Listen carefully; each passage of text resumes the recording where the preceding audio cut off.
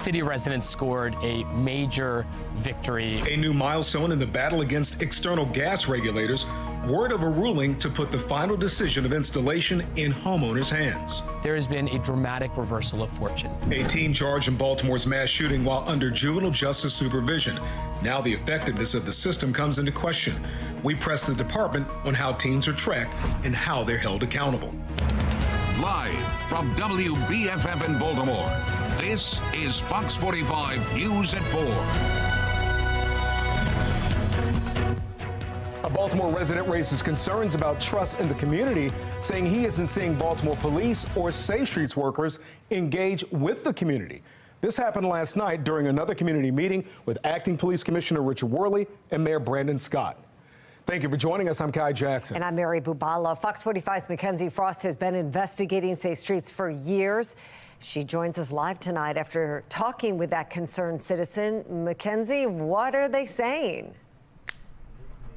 Well, there's a lot going on, Mary and Kai, and really he was taking the mayor to task last night, pretty blunt with his comments, raising concerns, saying that he doesn't think Safe Streets workers are really doing enough to try and help lift people out of the current criminal environment that they may be in. And his concerns mirror what we've uncovered during our investigation into this program.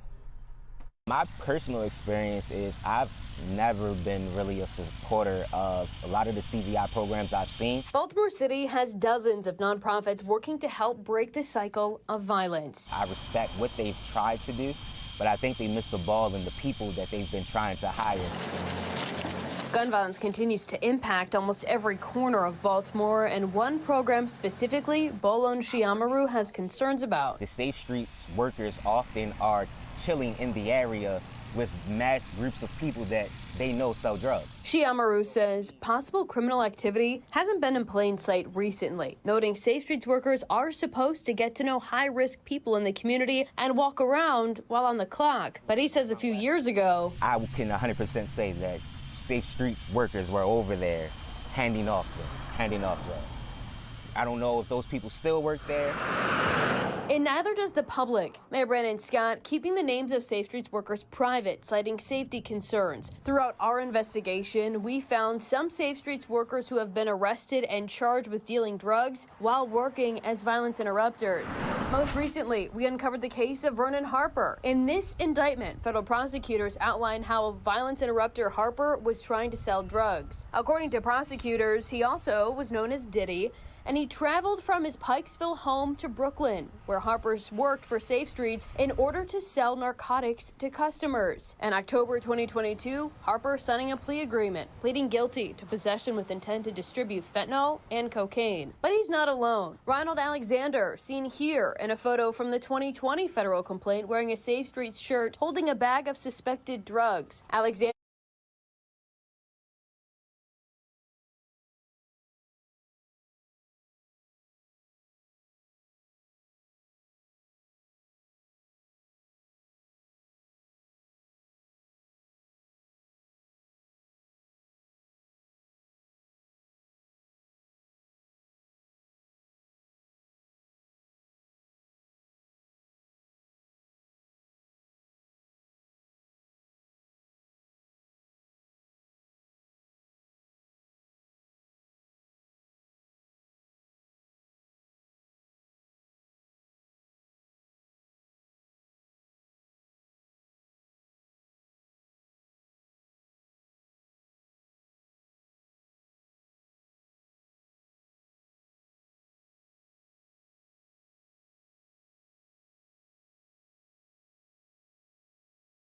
out of compliance. Fox 45 sending questions to DJS asking who's monitoring their whereabouts and what are the potential consequences.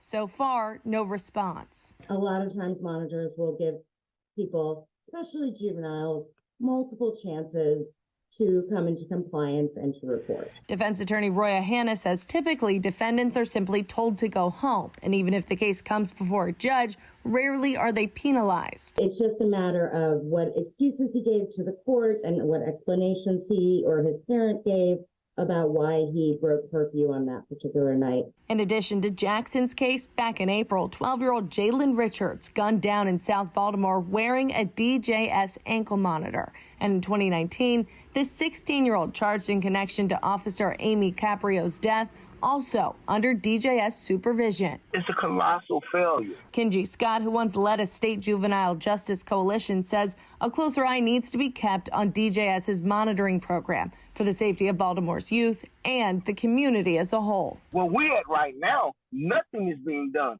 And as a result of nothing is being done, we're burying children and we're burying people who children are killing. Now, in the wake of the Brooklyn Day mass shooting arrests, I also asked DJS if they were considering changing any of their current GPS monitoring policies. But as of news time tonight, I have not heard back. Reporting live, Rebecca Pryor, Fox 45 News. Rebecca, thank you. In May, Fox 45 News sat down for an exclusive interview with Vincent Schiraldi, the new head of the Department of Juvenile Services. Mackenzie Frost questioned him about kids in their custody. We had a 12-year-old who was gunned down in South Baltimore not too long ago. He had a GPS ankle monitor on under the supervision of DJS. In 2019, we had the 16-year-old who was part of the group of kids who were charged with Officer Amy Caprio's death. He too was on supervision, so that didn't work for the public safety aspect for the community. What needs to improve for the supervision, the probation, the parole within DJS to ensure that there is safety for the community and for these kids who are on it? Yeah, so supervision all by itself by a government-funded probation officer or community supervisor, that's just this much of the problem. We really have to engage the rest of the people in their community. You got to get in there with those kids and interrupt that flow and put them on a path to success. That's where we'll have our best success, not just because some PO sees you once in a week in his office and has you, pee in a cup and tell you to go forth and sin no more. That's not ever going to do it. Next month, state lawmakers will hold a hearing to address juvenile crime. It's not a special session and no laws will be enacted. Governor Moore told Fox 45 News he will not be calling a special session. It's a big win for the good guys, but it's not the entire battle. The class action lawsuit against BGE's controversial gas regulators due back in court in less than 2 weeks. But today, the lawyer representing hundreds of city homeowners claims a victory in this ongoing debate and battle. Fox 45's Amy Simpson live with details for us today. Amy?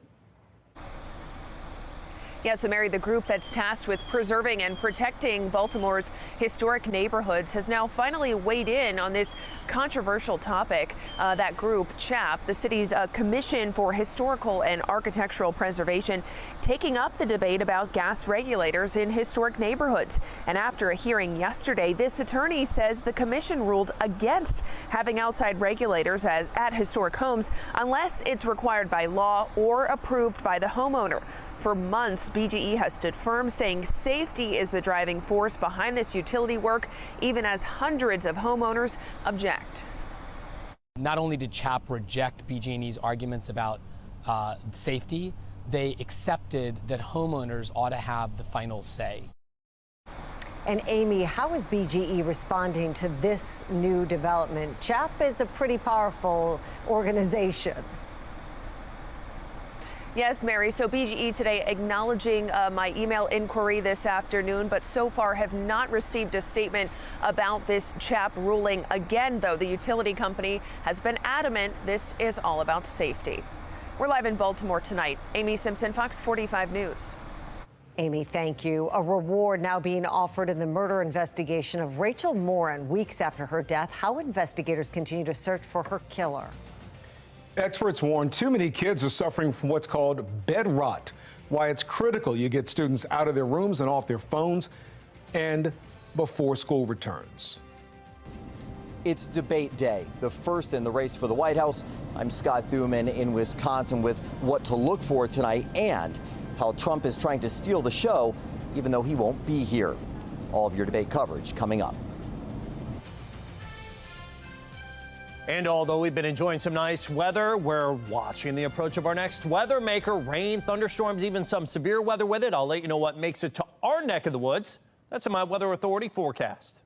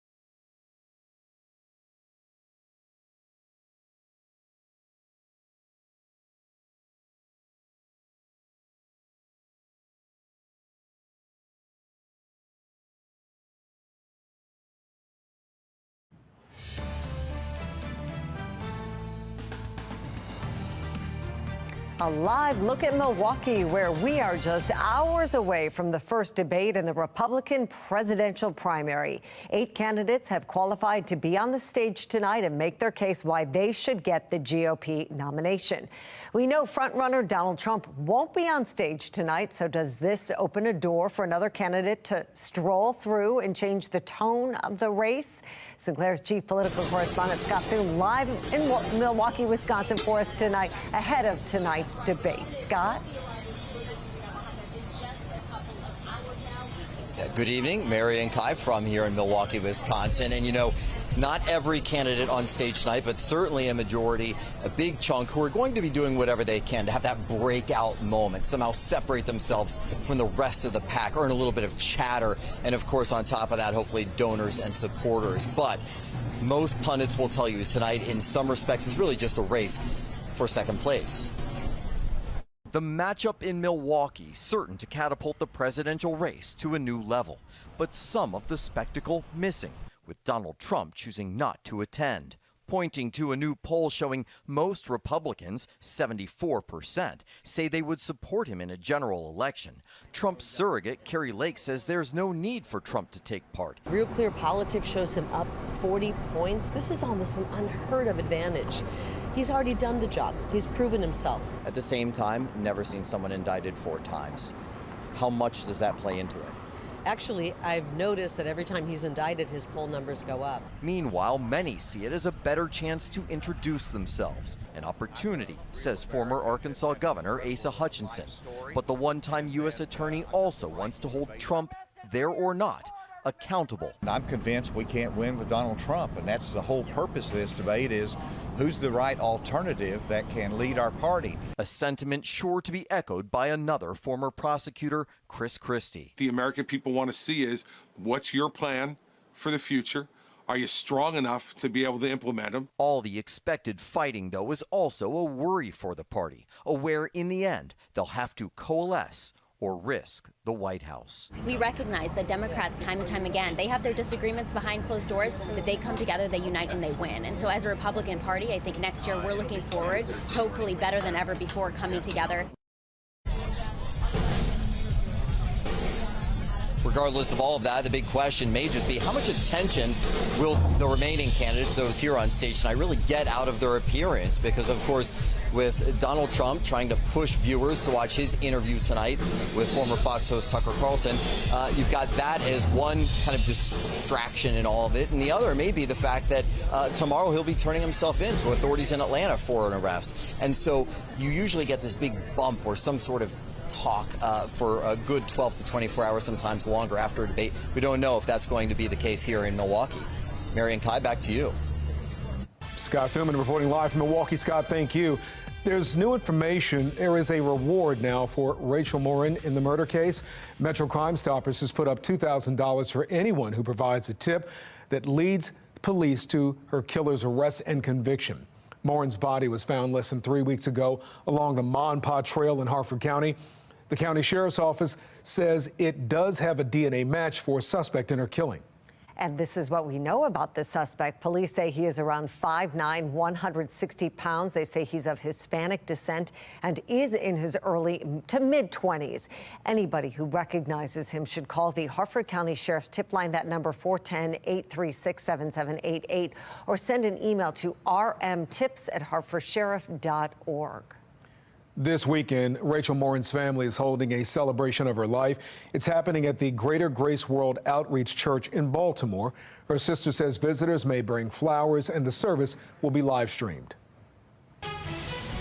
Our weather authority tracking our next weather maker, taking a live look at Baltimore and Towson. We're tracking some rain for your Thursday. That's right. Chief Meteorologist Jonathan Myers is here with a check of our forecast. Yes, not bad out there today. A beautiful day, actually 2 beautiful days in a row, but now we are tracking the next weather maker. And you can see it there on the HD radar. We fired it up. The showers and even some severe weather.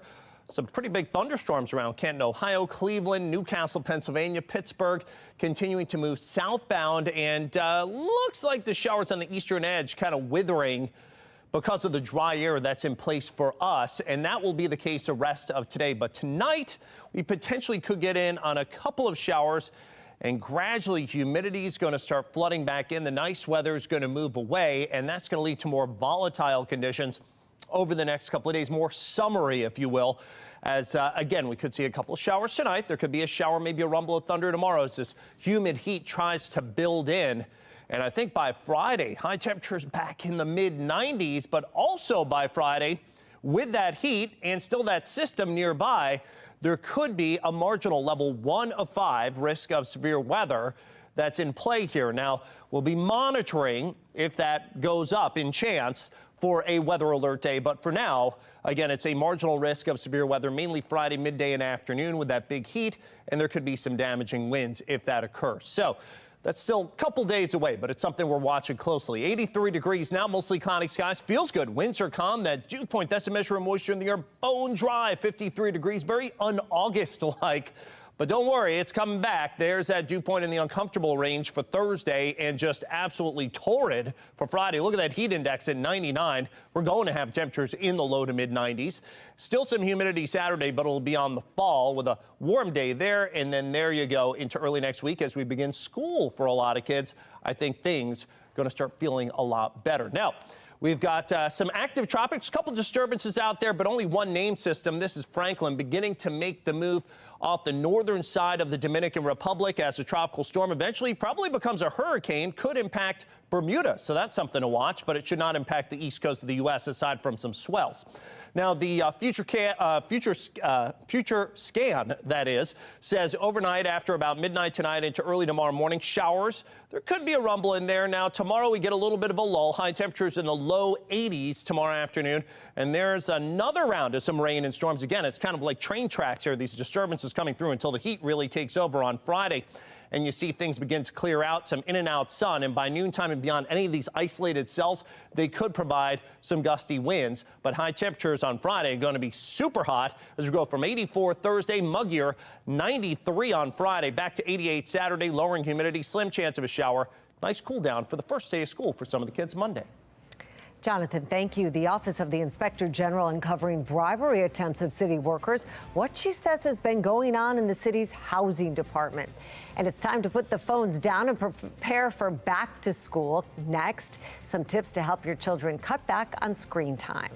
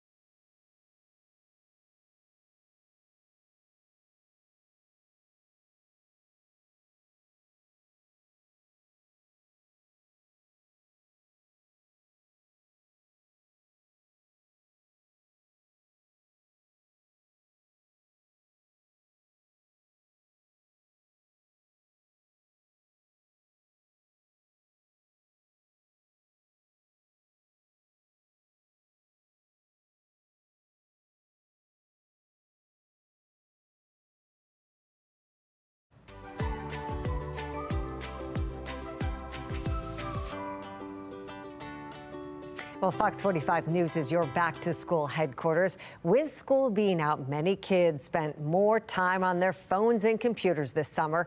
It is a habit that needs to be addressed before school starts. Patrice Sanders shares some advice. With social media still growing and new platforms popping up every day, it's easy for kids to get sucked in and spend way too much time on screens. There's even a name for it. It's called bed rotting. You lay in bed for extended amounts of time and just scroll and scroll. But as school is about to start again, now is the time to nip it in the bud. Dr. Bushra Rizwan from the Kennedy Krieger Institute says gradually decrease screen time each day and set expectations. There is a withdrawal process as you're pulling something that they have been doing for the entire summer and hours a day. So there will be that withdrawal process. That's why doing it gradually makes it so much easier. There might be tantrums. You might see that. So setting expectations, letting the kid know what to expect makes the process a lot easier. And also thinking about activities that they can do instead of screen time, bringing back that stuff that they did pre-pandemic, whether it's building a puzzle with a family, whether it's play dates, pulling them out of that online world and bringing them back into, real life play dates. And of course, parents can model what it looks like to put their devices down and limit time on phones or computers. Our kids often do what they see. Patrice Sanders, Fox 45 News. Fox 45 News has been preparing you and your children to return to school. To check out all of the stories we've posted so far, scan that QR code right there on your screen. You can also go to foxbaltimore.com/backtoschoolhq. Public school students seem to be improving in core subjects, but questions still remain. Project Baltimore investigates just how far they have fallen behind and efforts now to get back on track. The general manager of the Baltimore Blast suddenly stepping down, facing criminal charges. We have the latest from court today coming up in a live report.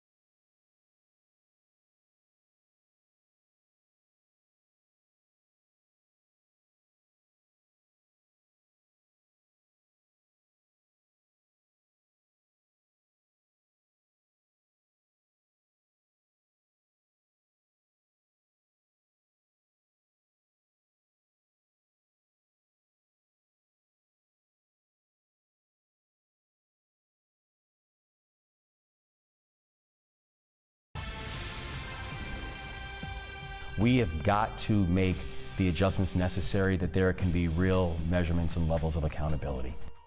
Governor Wes Moore weighs in on the crime crisis in Baltimore and across the state. Last night, he addressed juvenile crime, repeat offenders, and his plans to make Maryland a safer place. Fox 45's Mackenzie Frost examines what he said.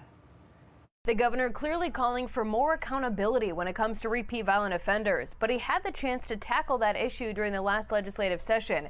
And now it's unclear what his next steps could be. Sitting down with political commentator Armstrong Williams for a wide-ranging interview. I'm calling for greater accountability and greater transparency. Governor Wes Moore seeing what many people are talking about when it comes to the current laws surrounding crime. We have got to make the adjustments necessary that there can be real measurements and levels of accountability. When you have a person who is a repeat violent offender, I'm sorry, I'm coming after you. Last session, the Republican caucus pushed for a bill they say would have done just that, the Violent Firearms Offender Act, and it called for tougher penalties for repeat offenders using guns in their crimes. It was a hallmark bill for former Governor Larry Hogan, who introduced it year after year without success. This year, the GOP-backed plan failing to get traction in both chambers. When it comes to homicides and non-fatal shootings, Governor Moore notes the drop in Baltimore this year. To date, 178 people have been killed in the city. That's down from 229 people killed in the streets at this time last year. The governor argues more needs to be done to prevent people from pulling the trigger first. We cannot just simply be reactive to violent crime. We've got to make sure we're stopping violent crime before it happens. But it's unclear how he plans to do that.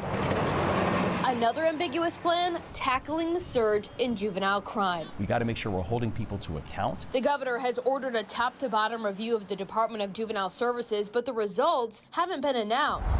While the governor notes carjackings are down this year, there is a surge in cars simply being stolen, and that crisis hitting Baltimore City hard. According to Baltimore police data, from July 9th to August 5th, 1,499 auto thefts have been reported in the city. In the same time frame last year, 312 auto thefts were reported. Moore argues the rash in thefts is organized. Because oftentimes these are organized crime rings that are also involved in this type of work. We cannot stop being aggressive on this. It's unclear if that's the case in Baltimore, but many of the suspects are juveniles. And some of those suspects are too young to face charges. Governor Moore has not said what changes to the current juvenile crime laws, if any, he will support when lawmakers return to Annapolis in January. There will be a legislative hearing scheduled next month to talk about the Department of Juvenile Services, but we don't know if that hearing will result in any changes. In the newsroom, Mackenzie Frost, Fox 45 News. And that brings us to our question of the day. Is Governor Moore doing enough to address the juvenile crime crisis? So far, 96% of people who voted say no. You can make your voice heard right now at foxbaltimore.com/vote. The general manager for the Baltimore Blast has been fired for allegedly stealing hundreds of thousands of dollars from the soccer program. Fox 45's Rebecca Pryor is live after a court appearance this afternoon. Rebecca? Yeah, Kai, today a judge releasing Gianni Tominello without bail due to his clean criminal history. But the charges against him are still severe. This week, the Baltimore County State's Attorney's Office filing 6 felony theft charges against Tominello. In total, he faces the potential of up to 60 years behind bars. The owner of the Baltimore Blast, Edwin Hale, tells me Tominello was accused of stealing nearly $500,000 from the indoor soccer team he once managed. Hale claims it was stolen through fraudulent checks, Venmo, and other online apps. Hale went on to say that they had a close relationship over the 3 years Tominello was employed by the Blast and that he was blindsided by this betrayal. However, today in court, Tominello's attorney argued that they did not get along and that there's more to the story. Outside of court, I asked his attorney if that meant Tominello was denying the allegations entirely, but the attorney said he was not familiar enough with this case to comment. Meanwhile, the Blast owner tells me that this case will not affect the team or their upcoming season. Reporting live from outside of the Baltimore County Courthouse, Rebecca Pryor, Fox 45 News. Rebecca, thank you. Well, the Office of the Inspector General uncovers a potential bribery attempt at City Hall. The report says 2 building inspectors from the city's Department of Housing and Community Development were offered money. One was handed an envelope by a contractor with multiple $100 bills in it. Another saying he was given money, he reported it, and then kept it when a supervisor told him it was below an allowable dollar limit based on the department's policy. The city inspector general says something needs to be done to make sure there's no corruption in the housing approval process. No dollar amount is okay. You know, if you're doing a job inspecting for the city of Baltimore, you can't take any type of gratuity at all. That's against the law. And so many people mention it, and of course, tone at the top is so expensive, so important, that we did this report, and massive kudos to Commissioner Kennedy. She took it incredibly seriously. She sent out a memo, and she told people, no, you cannot accept any type of gratuity, money, food, anything when you're doing your job. Well, Maryland law says the acceptance of money or other types of gifts can be considered criminal bribery of a public employee. Public school students in our area are improving in both math and English, according to state test scores released this week. But as Project Baltimore's Chris Papps explains, the MCAP results are still raising concern about how far behind students have fallen, especially in math.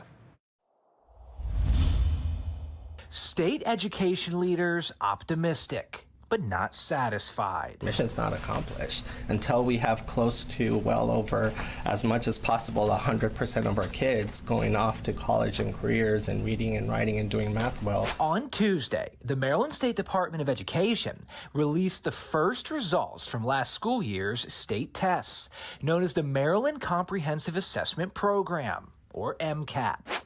In 3rd through 8th grade, where every student is tested, every district in our region saw increases in math and English proficiencies over the previous year. Carroll County schools performed among the best in the state, ranking 2nd overall, while Baltimore City schools ranked at the very bottom, last in both math and English. I believe we're starting to see our record investments in public education paying off in literacy. English language arts proficiencies are far outpacing math. Throughout the state, 46.8% of students in 3rd through 8th grade scored proficient in English. In math, it was nearly half that amount, 24.7%. In Baltimore City, for example, just 9.1% of 3rd through 8th graders scored proficient in math, meaning about 91% were not proficient. We should have brought kids back. Mohammed Chaudhry took over as state superintendent in July 2021. He was not involved in decisions when to reopen Maryland schools after the pandemic, but he says the state's low math scores are directly related to that decision. When you look at nationally the level of learning loss that happened, there is strong correlations you can see between how long you waited to bring back kids in person and we waited too long. Take a look at this chart. These are the math scores broken down by grade. The 3 bars represent 2019, 2022, and 2023. You can see math proficiency improved in all grades compared to last year, but not compared to 2019. Every grade is still behind pre-pandemic levels. English, however, is a different story.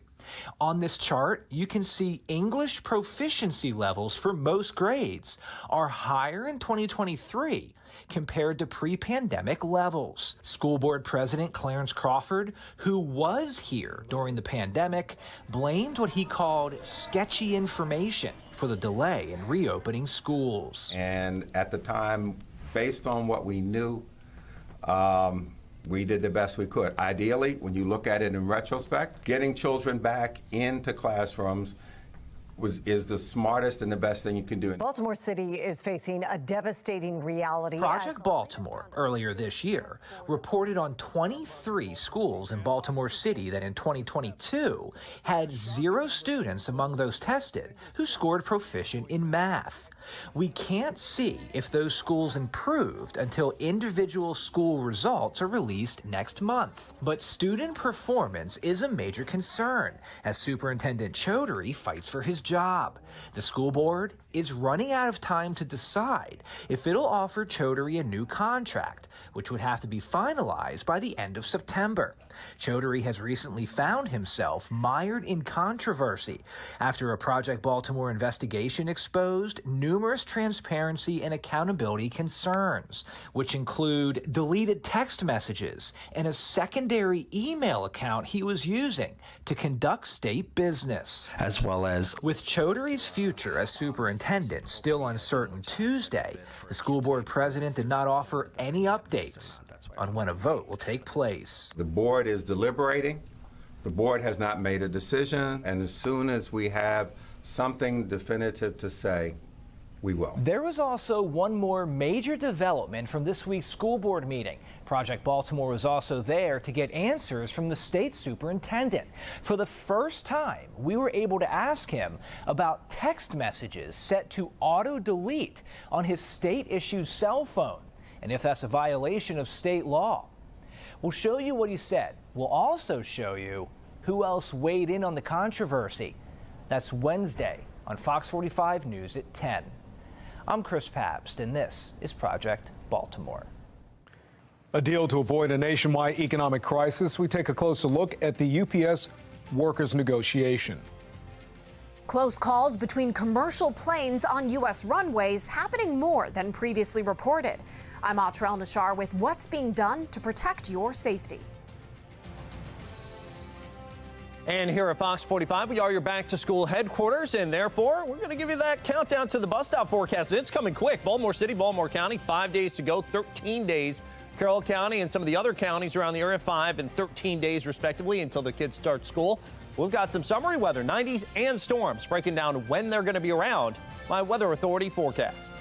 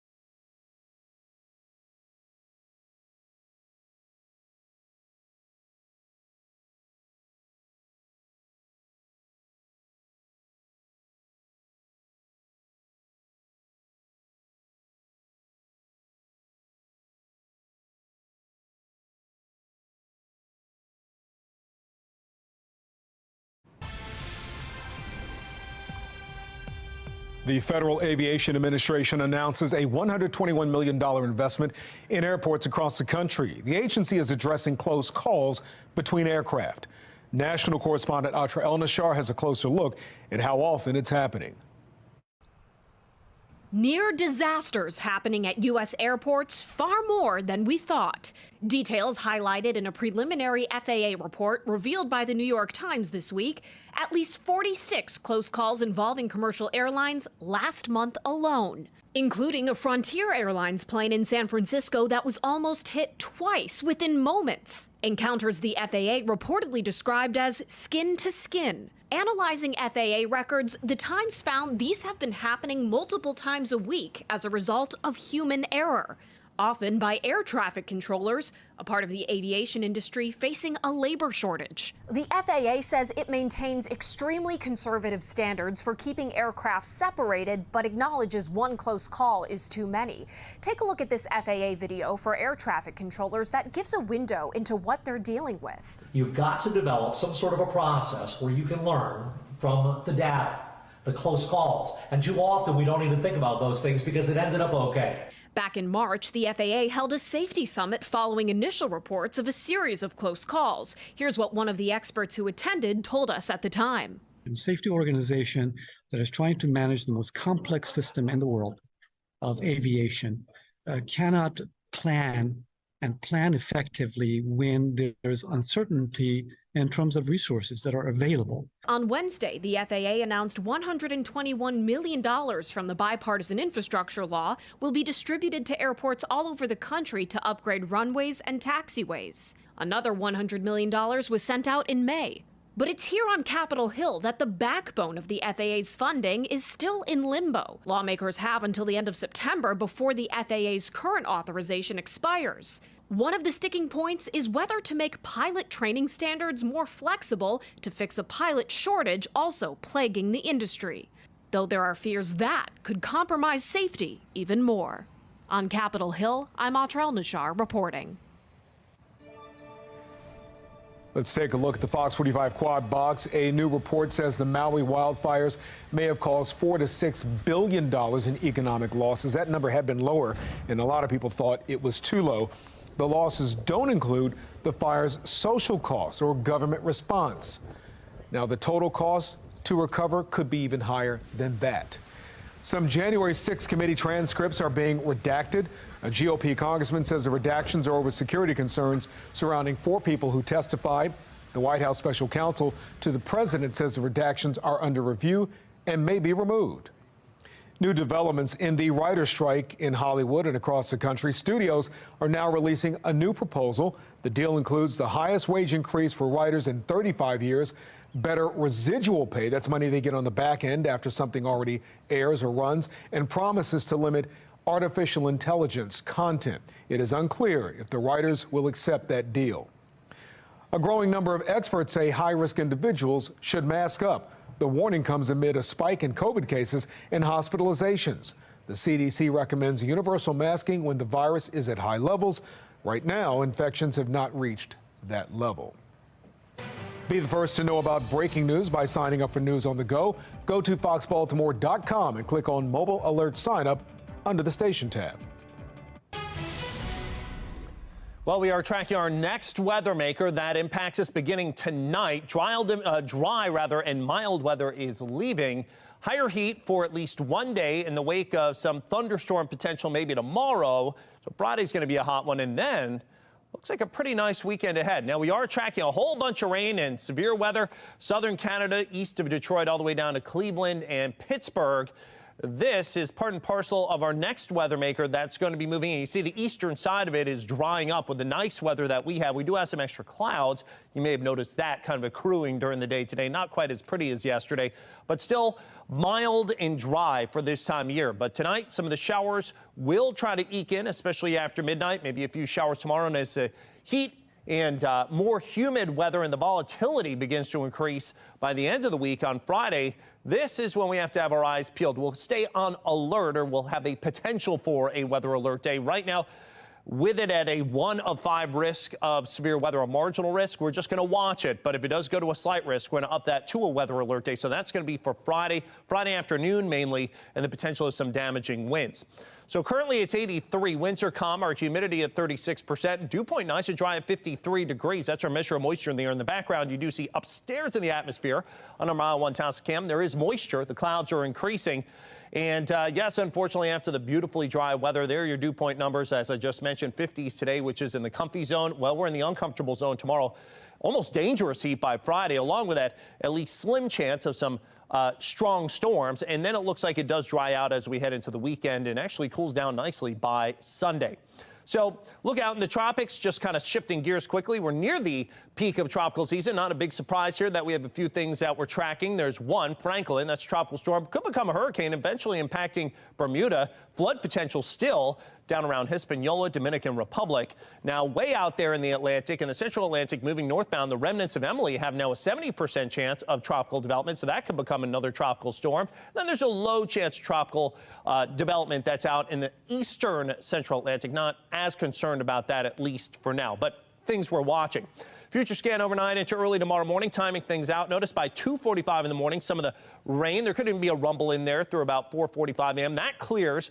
Most of the day tomorrow, a lot of clouds. There could be a spot shower, but notice later in the day, more showers and storms coming in out of the north and west, and that goes into early Friday as well. Looks like a batch of maybe heavier rain. And then Friday's a hot day. You see there right around midday and shortly thereafter, there's some isolated stuff coming through. Any of that could have some damaging winds with it. So that's something, again, that we're tracking for Friday, midday and afternoon. After that, dropping down from 93 to 88 on Saturday. Humidity comes down. Spot shower or storm. Beautiful day. Sunday, Monday, some of the kids going back to school. It's going to feel like back to school weather, 82 and low to mid 80s early next week.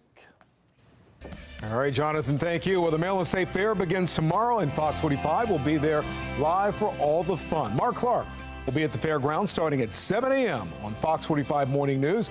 Then Be More Lifestyle will be all live from the fair at 11:30. By the way, you can watch even more fun at the fair on the CW Baltimore at 5 p.m. tomorrow night. Well, coming up at 5 o'clock, alarming new numbers show the severity of the juvenile crime crisis in Baltimore. We hear from local and state leaders about solutions. Strike averted. I'm Dee Dee Gatton in Washington. Coming up, how experts say the UPS contract could impact workers nationwide.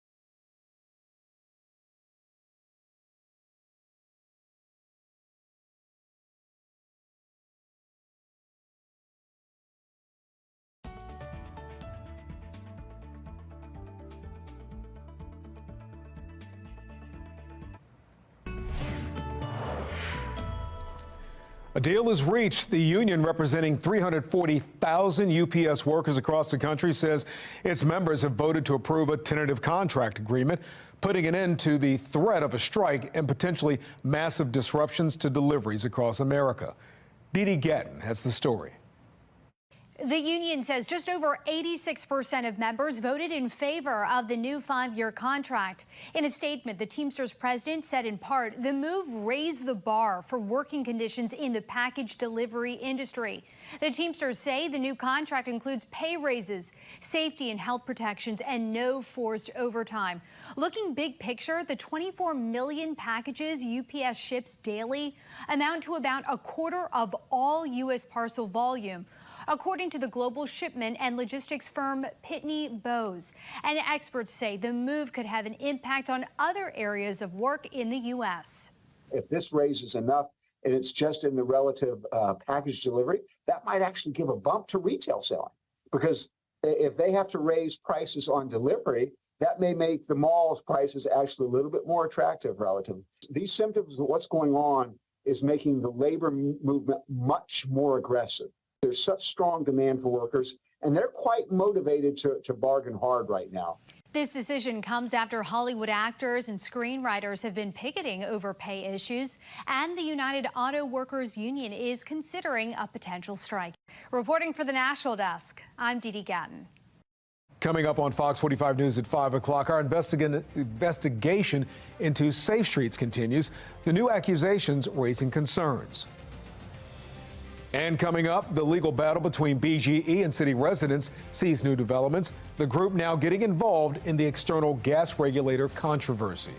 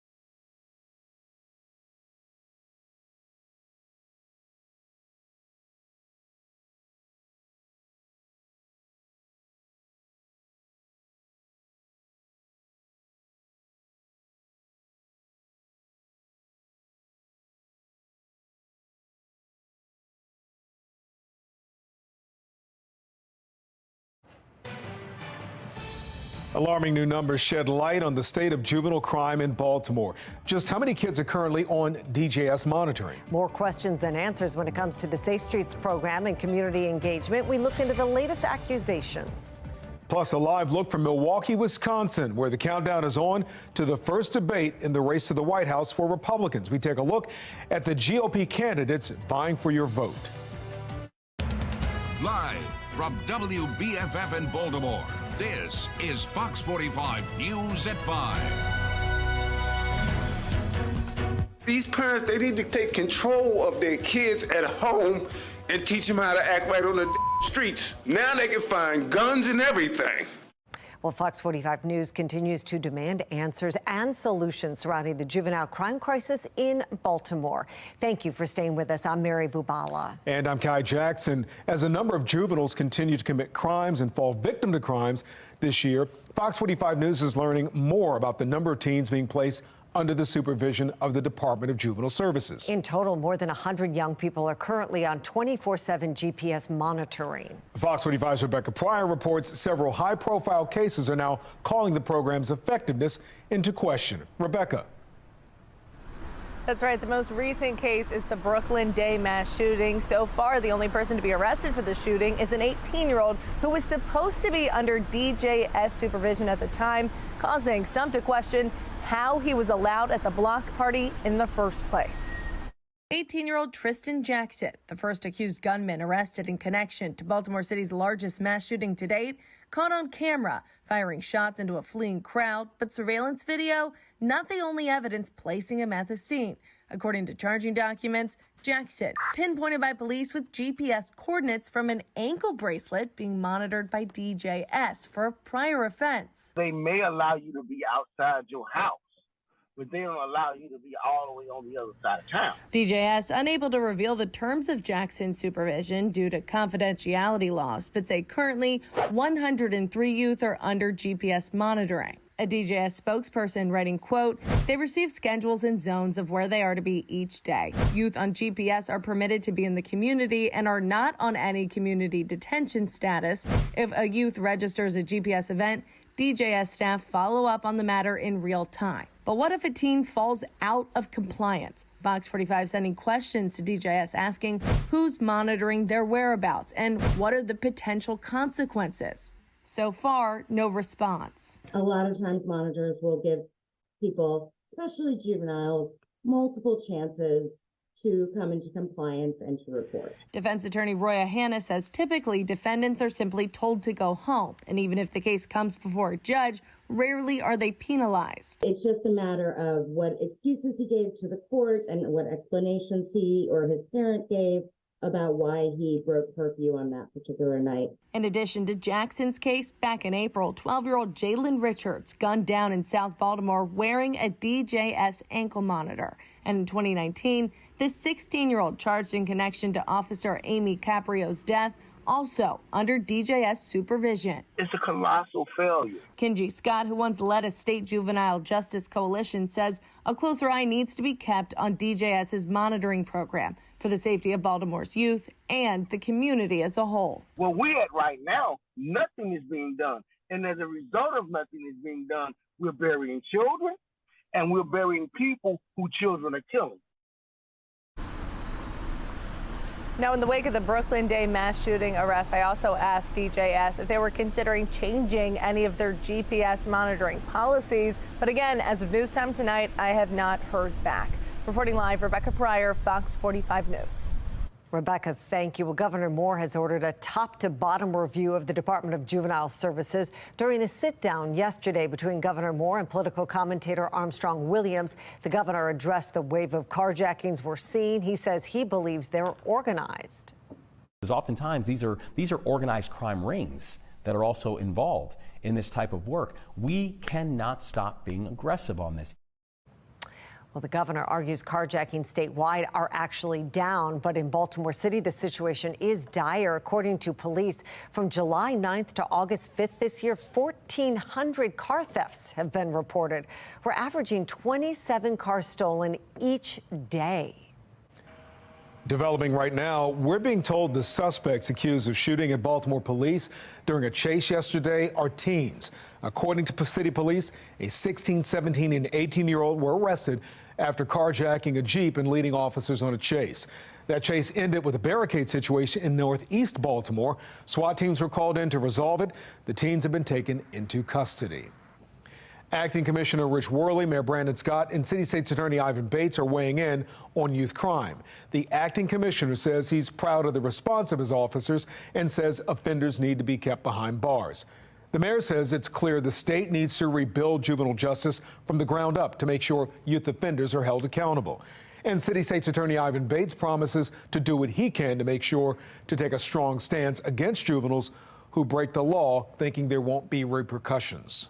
Well, that brings us to our question of the day. Is Governor Moore doing enough to address the juvenile crime crisis? So far, 96% of people who vote said no. You can make your voice heard right now at foxbaltimore.com/vote. During another community meeting with Acting Police Commissioner Worley and Mayor Scott, a Baltimore resident raised concerns about trust in the community. He says he isn't seeing Baltimore police or Safe Streets workers engage with the community. Fox 45's Mackenzie Frost has been investigating Safe Streets for years and spoke with that resident today. Mackenzie joins us live. So, Mackenzie, what's he saying?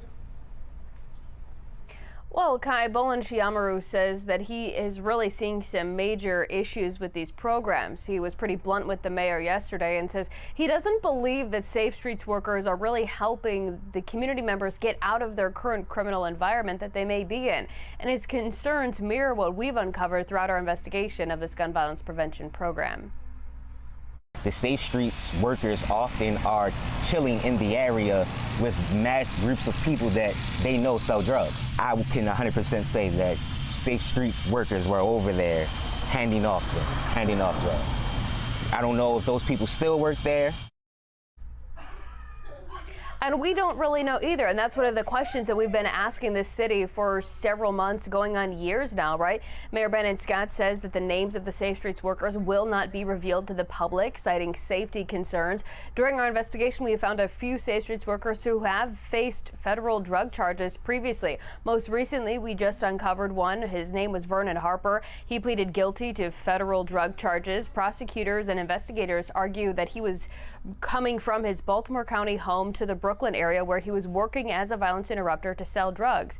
And then there was another example of Ronald Alexander. Prosecutors argue he was using his position as a Safe Streets worker to try and get out of a police stop when he was pulled over. Ronald Alexander also pleaded guilty to drug charges. And these are just some of the examples. But again, it's difficult for the public to know exactly who's working for the program when the city won't release their names. Mackenzie, we want to remind viewers, when you've questioned Mayor Scott about Safe Streets, he pretty much has doubled down on it, saying the program's here to stay. So for his part, what did the mayor say last night to defend the Safe Streets concerns from that gentleman you talked with? Well, the mayor says that he is pledging accountability and says if there's evidence of any wrongdoing, he wants to see it. If you see anybody that works for me, whether it's BPD, DPW, Safe Streets, Rec and Parks, whoever, pitching, then you let us know that, right? I want to know that so we can get those people. If you got the videos of anybody, give that to us so that we can deal with those people directly. Now, we have to point out as well that the mayor says he wants to see some of that evidence if there's any Safe Streets workers participating in any illegal activity. But the mayor has routinely told us that the Safe Streets workers are not city employees. We're live in the newsroom. Mackenzie Frost, Fox 45 News. And Mackenzie just mentioned two Safe Streets workers who have been charged with dealing drugs, but we have also seen some workers commit other crimes, like Ronald Brady Jr., who was accused of killing a man back in September of 2019. That case went to trial in 2022, but it ended with a hung jury. Brady was acquitted in March, but the victim's family is still highly critical of the Safe Streets program. My belief is that our city government is financing a criminal enterprise. I believe that within my heart. Our city government is so invested in it that it's turning a blind eye to what it really is. Fox 45 News has been demanding answers about Safe Streets workers for years. We know the program hires ex-convicts, but it's not clear if there is a threshold for how serious a crime you can be convicted of and still work for Safe Streets. We also don't know how the city is making sure workers aren't committing crimes while employed by the program. This isn't the first time residents have raised transparency concerns. Another resident asked the mayor about it during the town hall last night with the acting police commissioner. I don't represent any media company or corporation. I do represent, or at least personally represent, a taxpayer, a homeowner, a citizen, and I think we have the right to understand and know better where and how our money is spent. Well, city council members have also called for more transparency after a hearing on the Brooklyn Day mass shooting.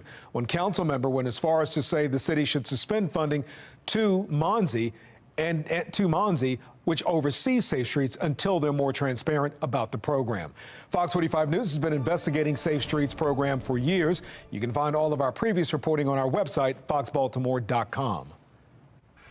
Continuing coverage now, a win this week for homeowners in historic districts in the ongoing debate over external gas regulators in Baltimore City. Fox 45's Amy Simpson following this story for months. She joins us live with some new information tonight. Amy? Yeah, Mary, the group that's tasked with preserving and protecting Baltimore's historic homes and neighborhoods finally weighing in on this controversial topic. Arrests are going to commence. Almost 2 months to the day since 3 Baltimore women were zip-tied and put into the back of a police van in Federal Hill. Residents were getting arrested to try to make their point, to exercise their First Amendment rights, to protect property rights and homeowners' rights. Their charges have since been dropped, but their fight over gas regulators in Baltimore City only continues. Today, an attorney representing hundreds of homeowners in a class action lawsuit against BGE, claiming a win. City residents scored a major victory, with CHAP unanimously deciding to block the installation of exterior regulators in historic districts across Baltimore.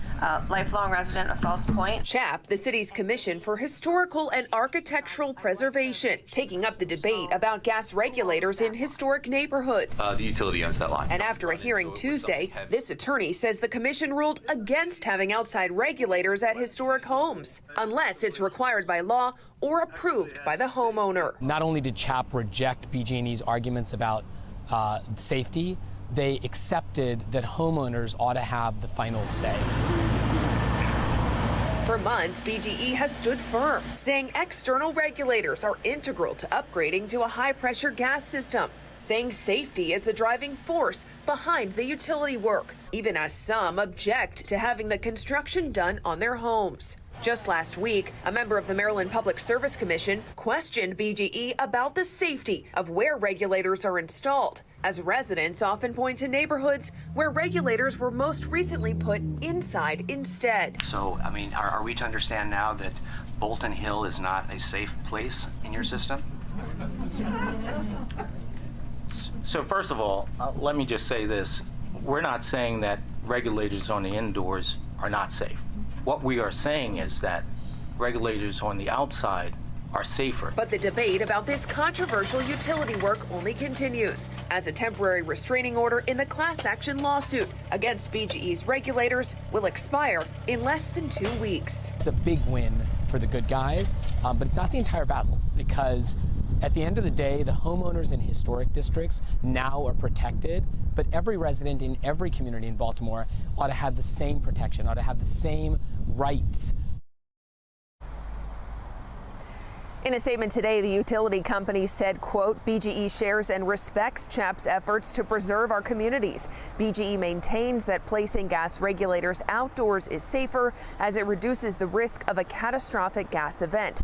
BGE said that opinion is shared by several other groups, but continued by saying, quote, the PSC, the Public Service Commission, is the proper jurisdiction to regulate the safe provision of utility service and related equipment, and BGE awaits a prompt and decisive decision from the PSC regarding this matter.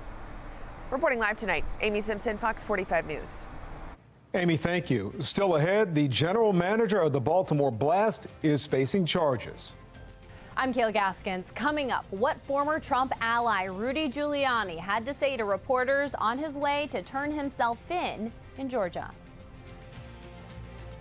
And here at Fox 45, we are your back-to-school headquarters, and under a week until Baltimore City and Baltimore County and some of the surrounding counties go back to school. Carroll County, it's about 2 weeks until you're back, and some of the other counties, 5 and 13 days until you get back to the school buses. I'm going to be letting you know if you're going to be getting some showers or storms to wrap up those final few days of summer and when it could be wettest. That's in my Weather Authority forecast.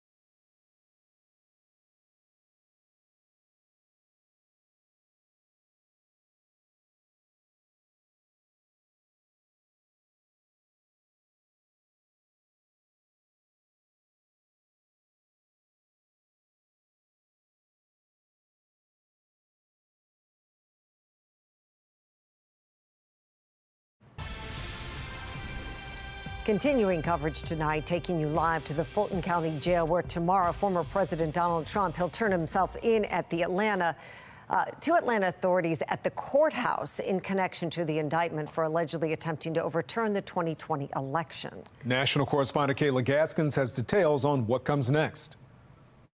With the deadline to turn themselves in fast approaching, are you going to surrender today in Fulton County, Rudy? Donald Trump and 18 co-defendants making their way to Georgia for accusations of meddling in the state's election process in 2020. Former Trump ally Rudy Giuliani speaking with the press before turning himself in Wednesday. I'm going to Fulton County to comply with the law, which I always do. I don't know if I plead today, but if I do, I plead not guilty.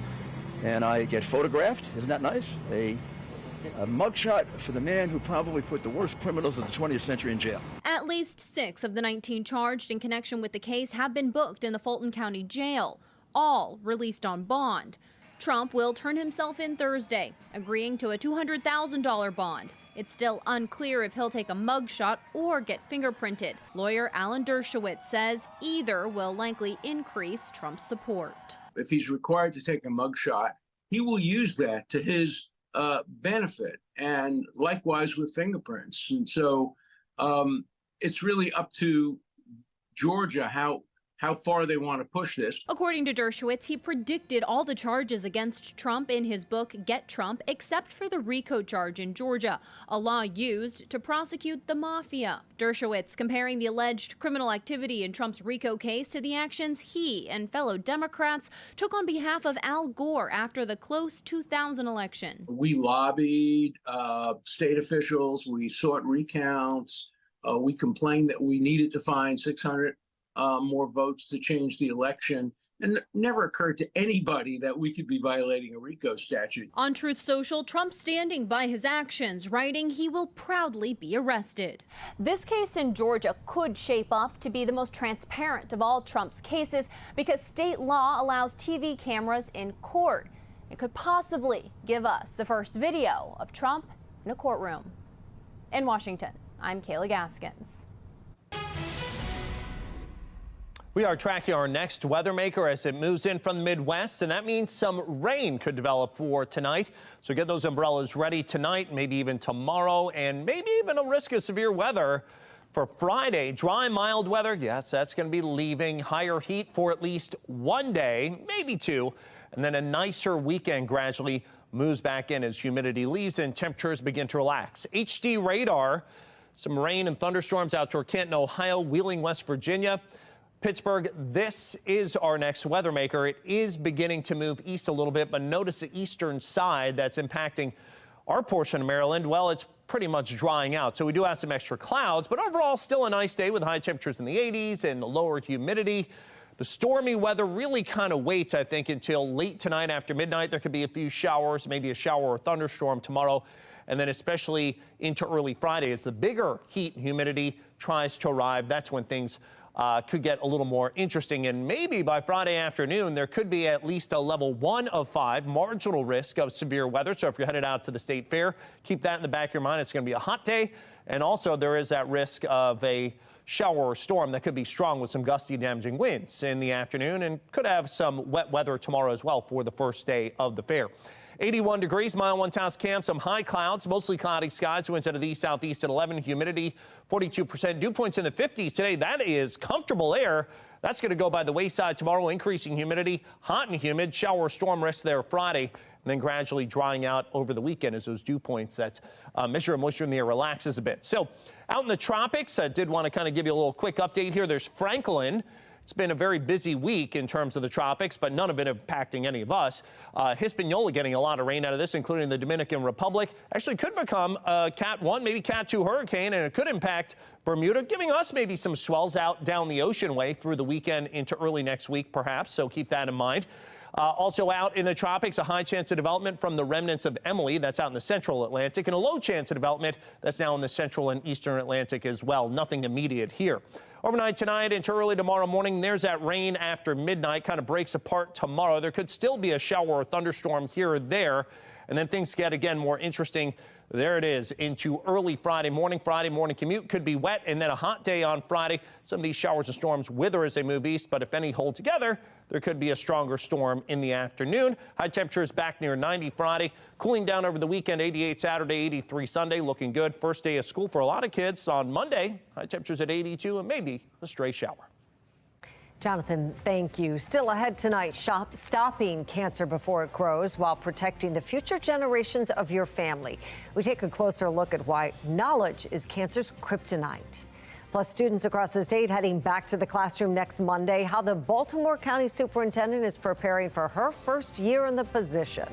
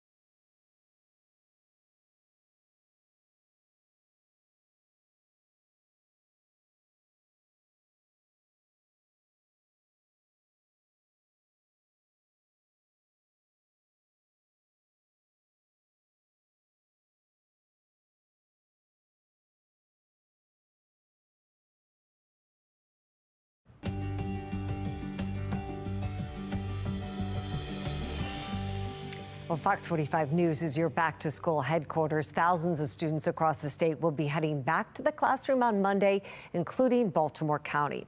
This morning, Baltimore County Public School Superintendent Dr. Miriam Yarborough spoke about how the system is ready to welcome students back. Not only are we ready for day one, but we're also confident that this is going to be a great year for our community. From free meals for all students, to reliable bus transportation, to school security and rigorous instruction, we are committed to ensuring a safe, welcoming, and supporting learning environment for all of our students. Dr. Yarborough also speaking about the ongoing issue of teacher vacancies. She says the county has less than 200 vacancies heading into the new school year compared to last year, which had more than 380 vacancies. Make sure you're watching Fox 45 Morning News for team coverage before the bell rings on the first day of school. More than 360,000 children from Baltimore City, Baltimore County, Harford County, Howard County, and Anne Arundel County all start class on Monday. Our team of reporters will be live in counties across the area with all of your back-to-school headlines.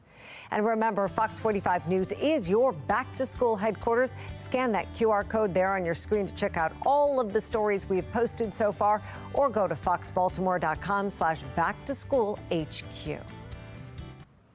Still ahead tonight, COVID may be on the back burner, but masks seem to be making a comeback, while businesses across the country are bringing back mandates. Plus, Baltimore City ranked the dirtiest city in America. We take to the streets and hear from frustrated residents.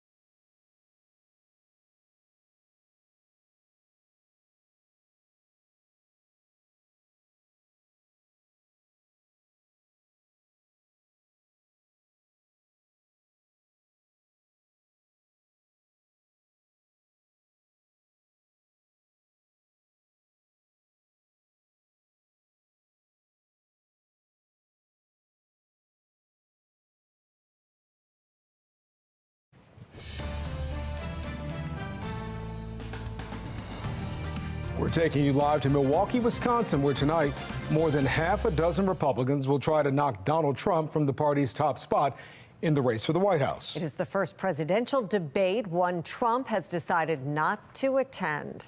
So does this open a door for another candidate to change the tone of the race? Sinclair's chief political correspondent Scott Thuman live in Milwaukee. He joins us ahead of tonight's debate. Scott?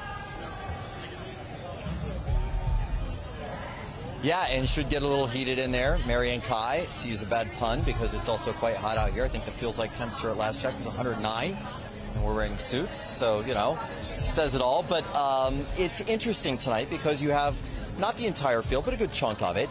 And what they really have to do, because as you pointed out, former President Trump not here tonight, it means they have to look for breakout moments, some way to stand out from the pack, earn a little bit of chatter, and that, of course, then hopefully for them would follow with donors and supporters, because they need that to make the next debate stage in a month.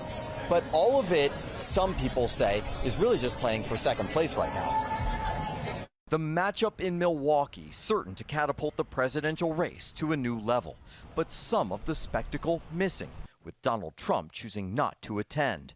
Pointing to a new poll showing most Republicans, 74%, say they would support him in a general election. Trump's surrogate, Carrie Lake, says there's no need for Trump to take part. Real Clear Politics shows him up 40 points. This is almost an unheard of advantage. He's already done the job. He's proven himself. At the same time, never seen someone indicted 4 times. How much does that play into it? Actually, I've noticed that every time he's indicted, his poll numbers go up. Meanwhile, many see it as a better chance to introduce themselves. An opportunity, says former Arkansas Governor Asa Hutchinson. But the one-time U.S. attorney also wants to hold Trump, there or not, accountable. I'm convinced we can't win with Donald Trump, and that's the whole purpose of this debate, is who's the right alternative that can lead our party. A sentiment sure to be echoed by another former prosecutor, Chris Christie. The American people want to see is, what's your plan for the future? Are you strong enough to be able to implement them? All the expected fighting, though, is also a worry for the party, aware in the end they'll have to coalesce or risk the White House. We recognize that Democrats, time and time again, they have their disagreements behind closed doors, but they come together, they unite, and they win. And so as a Republican Party, I think next year we're looking forward, hopefully better than ever before, coming together. But in the meantime, there is this fight for attention to some degree, if you think about it, because you have Donald Trump, who's trying to drive an audience away from this debate tonight, and instead to watch him do an interview with former Fox host Tucker Carlson. And then tomorrow, he'll be turning himself over to authorities in Atlanta, being arrested for that 4th indictment. That, of course, will take away a lot of that second-day coverage that you usually get right after a debate. And then last thing that's kind of just a developing situation here, you had one of the candidates who's supposed to be on stage tonight, Doug Burgum, the North Dakota governor who had qualified.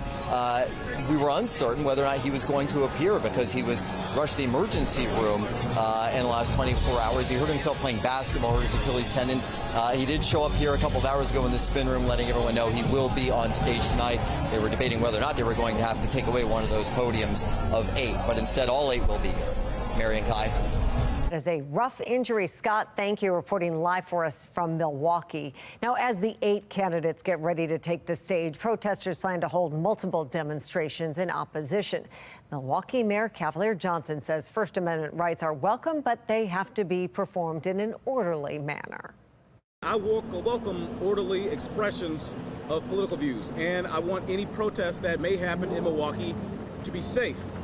That being said, the Milwaukee police are monitoring and preparing for demonstrations.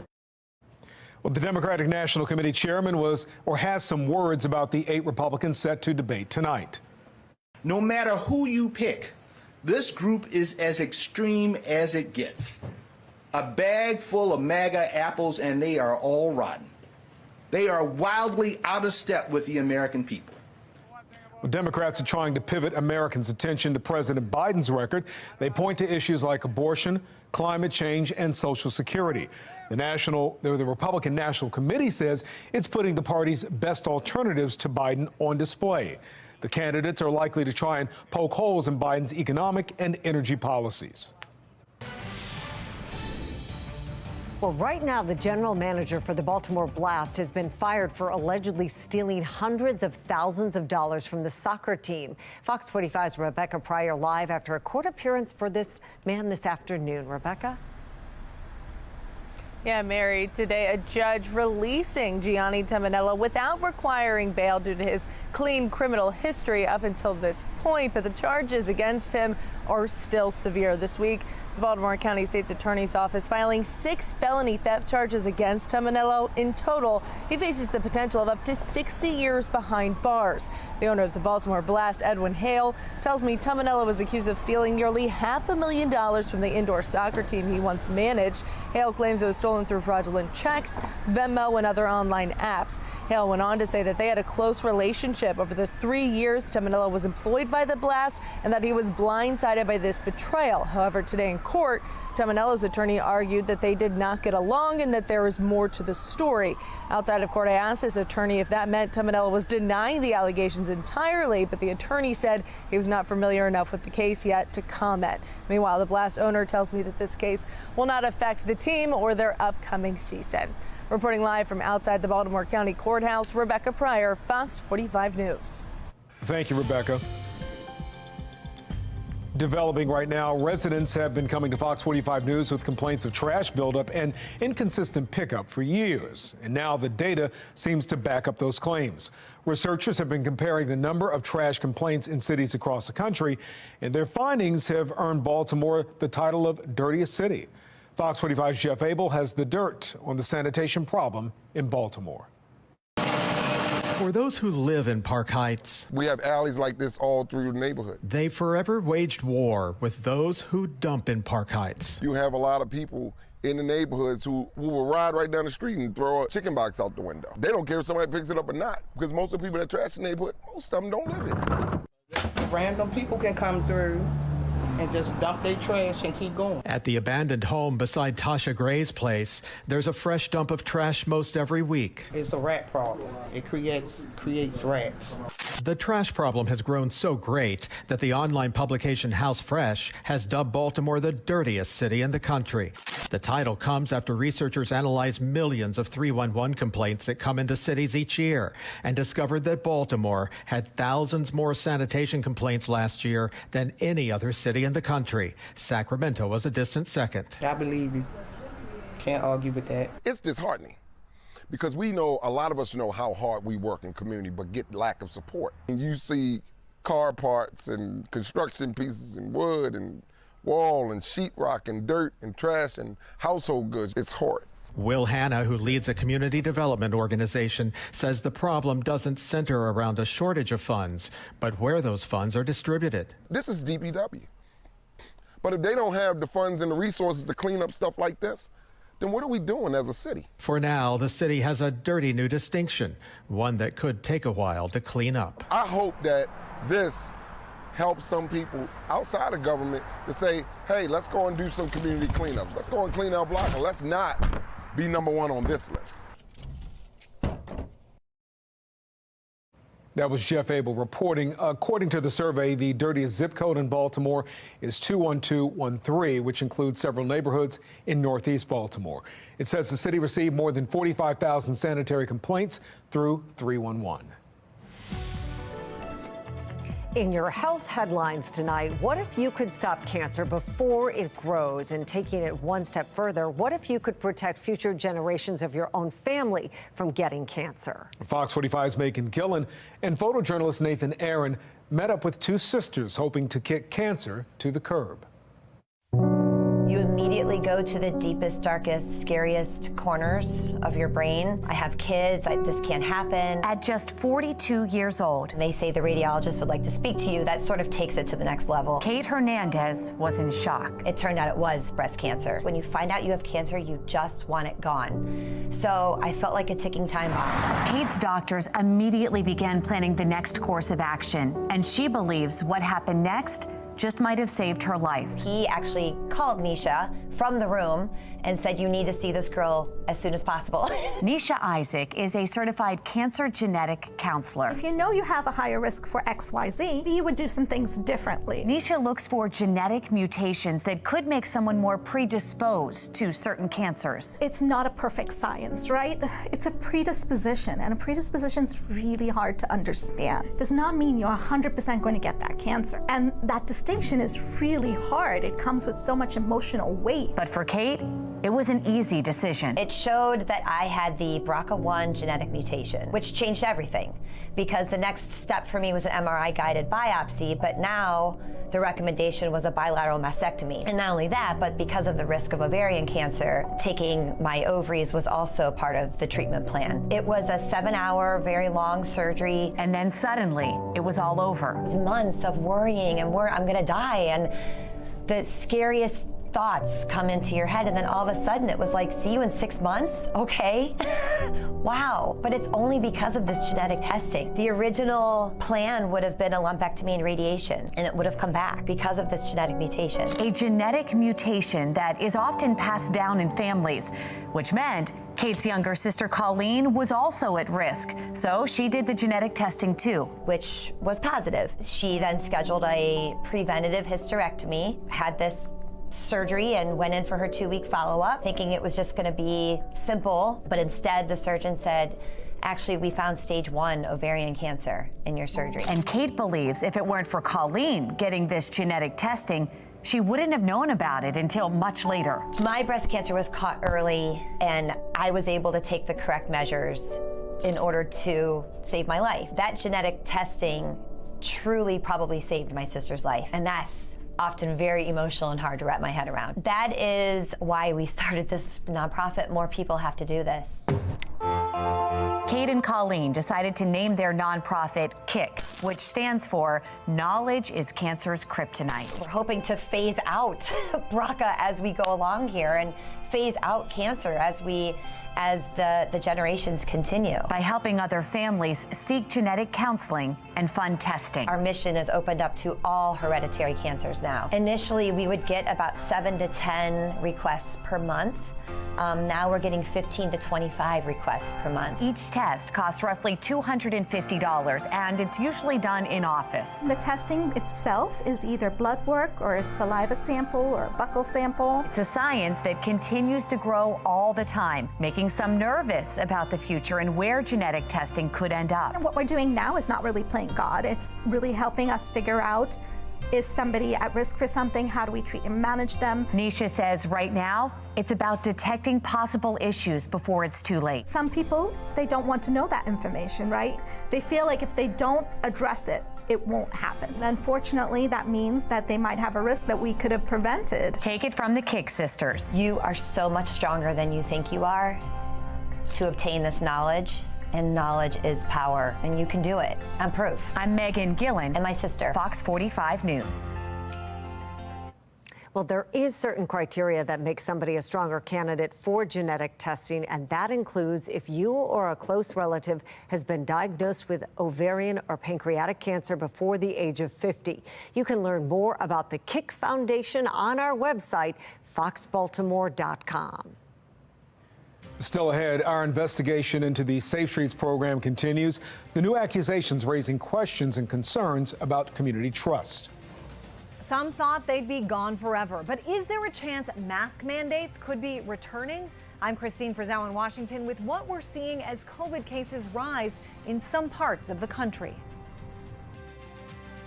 And our afternoon commute shaping up to be a fine one. Going to see some extra clouds, but really not a whole lot in the way of any rain. Temperatures falling down into the 70s. Open up the windows, enjoy, but you may have to close them because showers of storms are on the way. I'll let you know when they could get here hour by hour. Coming up in my Weather Authority forecast.